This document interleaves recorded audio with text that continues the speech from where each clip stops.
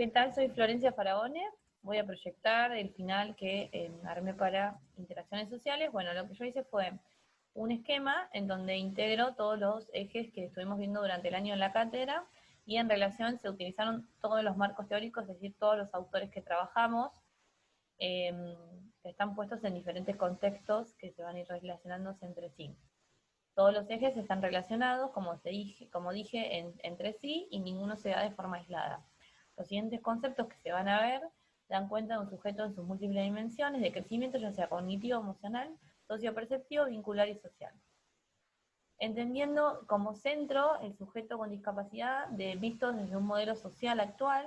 y en relación a la Convención Internacional de las Personas con Discapacidad que se dictó por las Naciones Unidas en diciembre de 2006 y se ratificó en Argentina en 2008.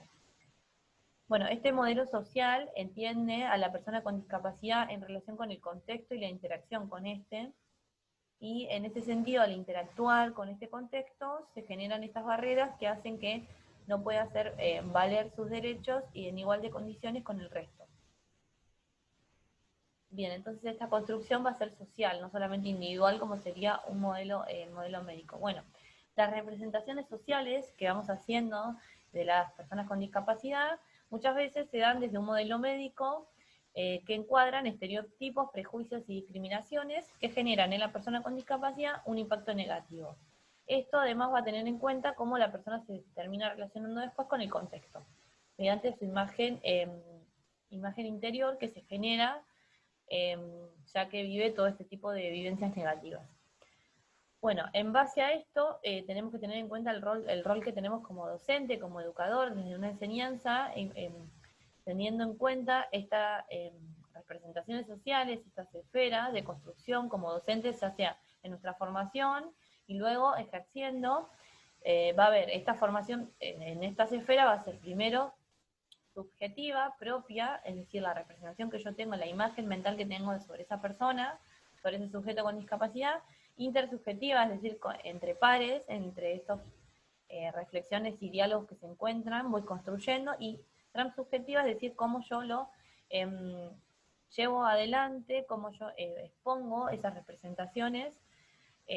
a nivel social. Entonces, lo importante es reconocerlas para identificarlas para modificarlas o reconstruirlas. Es decir, que entonces la representación que yo tenga no se va a construir solamente por lo que yo piense, sino va a ser un conjunto con el otro también.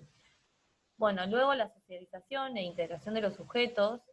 y en las instituciones, vamos a ver que se encuentra con diferentes tipos de barreras, estas barreras psicológicas que tienden a generar impactos totalmente negativos en la persona y en su imagen mental y en su construcción subjetiva.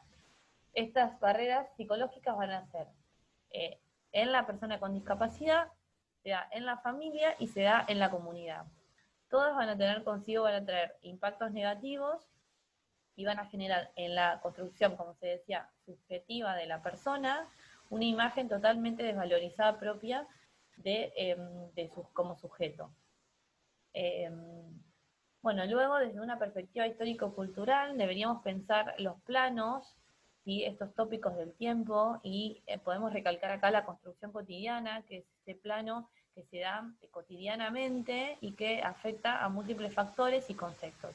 Eso, bueno, obviamente es muy variable y flexible y incluye un montón de situaciones problemáticas que se van dando cotidianamente en el aula, desde nuestro rol docente y desde la enseñanza. Y esto lo podemos relacionar también con lo que nos dice Scliar de este niño y estos estereotipos que nosotros imponemos en el infante, que muchas veces se siguen dando desde otro modelo totalmente antiguo, médico, contrario al modelo social. Entonces Scliar nos va a decir, bueno, no es el tiempo, no es la norma lo que modifica, sino va a ser el tiempo lo que genera esta normalidad, esta necesidad de norma. Entonces, lo que nosotros tendríamos que pensar y reflexionar sobre es poner en tela de juicio la normalidad en vez de lo anormal, y desde ahí partir. Bueno, con esto se relaciona con el enfoque también de lo grupal, de estimular desde las escuelas, desde las propuestas pedagógicas, estos espacios grupales de construcción subjetiva del sujeto.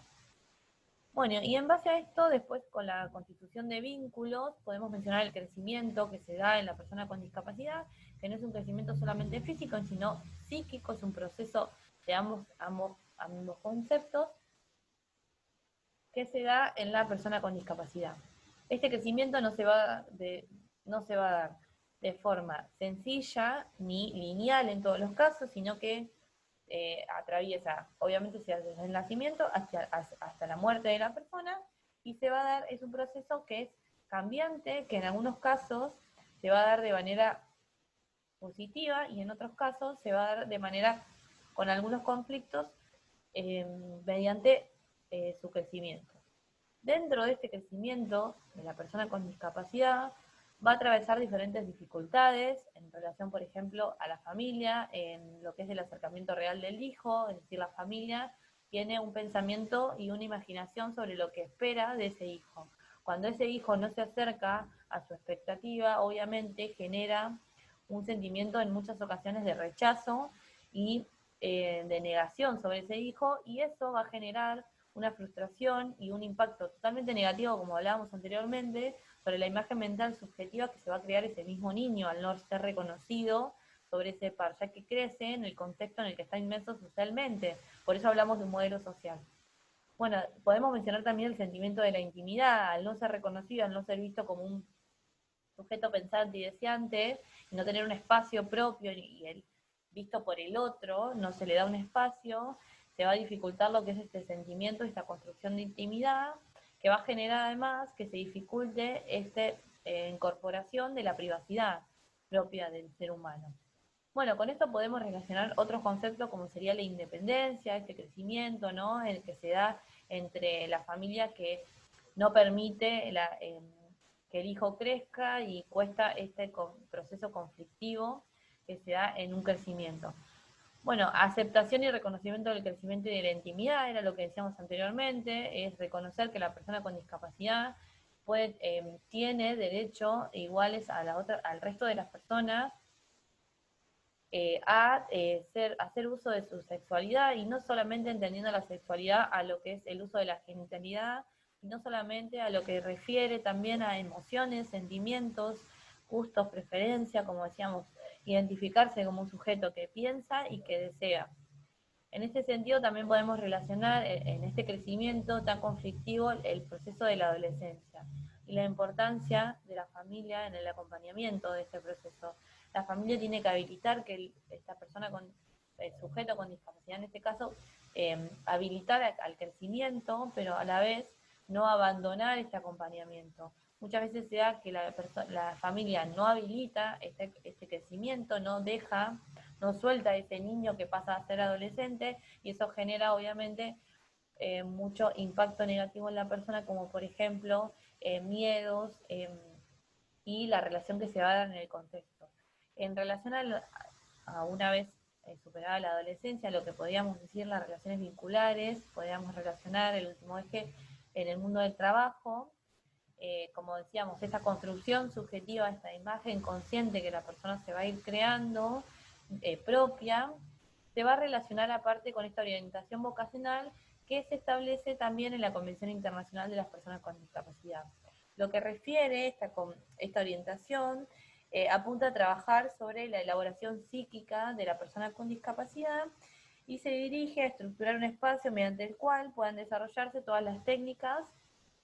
propias de la orientación vocacional en cuanto al trabajo y a los deseos propios de la persona. Bueno, debemos mencionar antes de terminar el equipo de trabajo, un equipo que tiene que ser flexible, que tiene que haber coordinadores, que tiene que haber